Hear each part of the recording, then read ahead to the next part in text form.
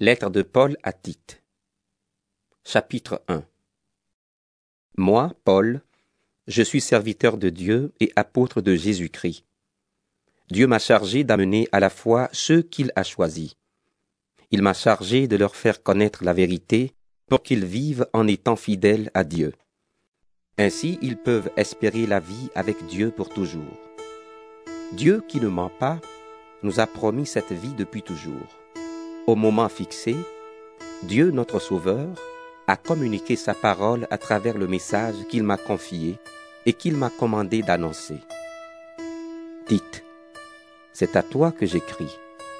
Tu es pour moi un vrai fils dans la foi qui nous unit. Que Dieu le Père et le Christ Jésus, notre Sauveur, te bénissent et te donnent la paix. Je t'ai laissé dans l'île de Crète pour que tu finisses de tout organiser. Dans chaque ville, tu dois nommer des anciens comme je te l'ai commandé. Un ancien doit mener une vie correcte. Il doit s'être marié une seule fois. Ses enfants doivent être chrétiens et on ne doit pas pouvoir les accuser de se conduire mal ou de désobéir. Le principal responsable de l'Église est chargé des affaires de Dieu. Il doit donc mener une vie correcte. Qu'il ne soit pas orgueilleux, ni coléreux, ni buveur, ni violent. Qu'il ne cherche pas à gagner de l'argent de façon malhonnête. Il doit bien recevoir les gens qui viennent chez lui et aimer ce qui est bien. Il doit être raisonnable, juste, saint, maître de lui. Il doit être solidement attaché à la parole vraie qui est en accord avec ce qui est enseigné. Alors, il sera capable d'encourager les autres en leur donnant un enseignement juste. Il pourra montrer l'erreur de ceux qui sont contre son enseignement. Oui, il y a beaucoup de gens qui n'obéissent pas, surtout parmi les Juifs devenus chrétiens. Ils trompent les gens avec leurs paroles qui ne veulent rien dire. Il faut leur fermer la bouche. En effet, ils bouleversent des familles entières. Ils enseignent ce qu'il ne faut pas pour gagner de l'argent de façon malhonnête. C'est un Crétois lui-même, un de leurs sages, qui a dit « Les Crétois ont toujours été des menteurs, des bêtes méchantes, des paresseux qui ne pensent qu'à leur ventre. Et ce qu'ils affirment est vrai. C'est pourquoi fais-leur des reproches sévères pour qu'ils croient de façon juste. Ils ne doivent pas faire attention aux histoires juives qui sont fausses. Ils ne doivent pas obéir aux commandements des gens qui tournent le dos à la vérité. Tout est pur pour ceux qui sont purs. Mais pour ceux qui se sont salis et qui refusent de croire, rien n'est pur. Leur intelligence et leur conscience sont salies. Ils affirment qu'ils connaissent Dieu, mais ce qu'ils font prouve le contraire. Ils sont vraiment pourris. Ils n'obéissent à personne et ils sont incapables de faire quelque chose de bien. Tite, chapitre 2.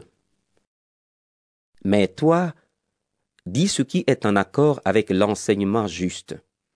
Demande aux hommes âgés d'être sobres, respectables, raisonnables, solides dans la foi, dans l'amour et la patience. De même, demande aux femmes âgées de mener une vie qui plaît à Dieu. Elles ne doivent pas dire du mal des autres, ni être esclaves de la boisson. Qu'elles enseignent ce qui est bien. Qu'elles apprennent donc aux jeunes femmes à aimer leurs maris et leurs enfants, à être des personnes raisonnables et pures. Elles doivent s'occuper de leur maison, être aimables, obéir à leur mari. Alors on ne pourra pas dire du mal de la parole de Dieu. Encourage aussi les jeunes gens à être raisonnables. Toi-même, donne en toutes choses l'exemple d'une bonne conduite. Sois sincère et sérieux quand tu enseignes. Que tes paroles soient justes pour qu'on ne les critique pas. Ainsi, nos ennemis ne trouveront aucun mal à dire de nous et ils seront couverts de honte. Il faut que les esclaves obéissent à leurs maîtres en toutes choses. Ils doivent chercher à leur plaire en évitant de se disputer avec eux et de les voler. qu'ils soient toujours parfaitement fidèles à leur maître. Alors, en toutes choses, ils feront honneur à l'enseignement de Dieu, notre Sauveur. Oui, Dieu a montré son amour qui sauve tous les êtres humains. Cet amour nous apprend à rejeter ce qui est mauvais et les désirs de ce monde. Ainsi, nous pourrons mener sur cette terre une vie raisonnable, juste et fidèle à Dieu, en attendant le merveilleux jour que nous espérons. Ce jour-là, notre grand Dieu et Sauveur Jésus-Christ paraîtra dans sa gloire. Il a donné sa vie pour nous, afin de nous libérer de tout mal. Il a voulu faire de nous un peuple pur, un peuple qui soit à lui, toujours prêt à faire le bien. Voilà ce que tu dois dire avec toute ton autorité pour encourager ou pour faire des reproches. Ne laisse personne te mépriser. Tite, chapitre 3. Rappelle à tous qu'ils doivent être soumis aux chefs et aux autorités. Il faut qu'ils obéissent et soient prêts à faire tout ce qui est bien, qu'ils n'insultent personne et qu'ils évitent les disputes, qu'ils soient bons et montrent sans cesse de la douceur envers tous. Autrefois, nous ne comprenions rien, nous non plus. Nous refusions d'obéir, nous étions dans l'erreur, esclaves de toutes sortes de désirs et de plaisirs. Nous menions une vie mauvaise, nous étions jaloux. On nous détestait et nous nous détestions les uns les autres. Mais Dieu, notre Sauveur, a montré sa bonté et son amour pour les êtres humains. Et il nous a sauvés, non pas à cause des actions justes que nous avons pu faire, mais parce qu'il a eu pitié de nous. Il nous a sauvés par le bain de la nouvelle naissance et par l'Esprit Saint qui nous donne une vie nouvelle.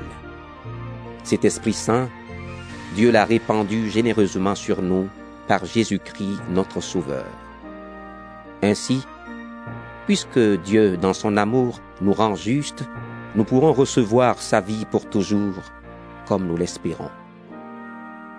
Voilà une parole sûre, et je veux que tu insistes beaucoup là-dessus. Alors tous ceux qui croient en Dieu s'appliqueront à faire le bien parfaitement. Ceci est bon et utile à tous.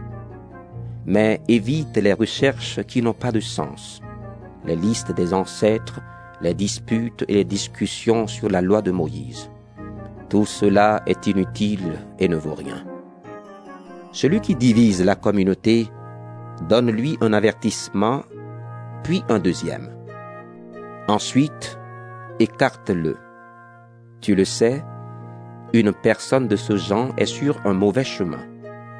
En continuant à pécher, elle se condamne elle-même. Je vais t'envoyer Artémas ou Tychique. Quand ils seront arrivés, tâche de venir me retrouver à Nicopolis. C'est là que j'ai décidé de passer la mauvaise saison. Occupe-toi bien du voyage de Zénas l'avocat et d'Apollos pour qu'il ne manque de rien. Nos frères et sœurs chrétiens aussi doivent apprendre à faire le bien parfaitement. Ainsi, ils pourront répondre aux besoins urgents et ils serviront à quelque chose. Tous ceux qui sont avec moi te saluent. Salue nos amis qui ont la même foi que nous. Que Dieu vous bénisse tous.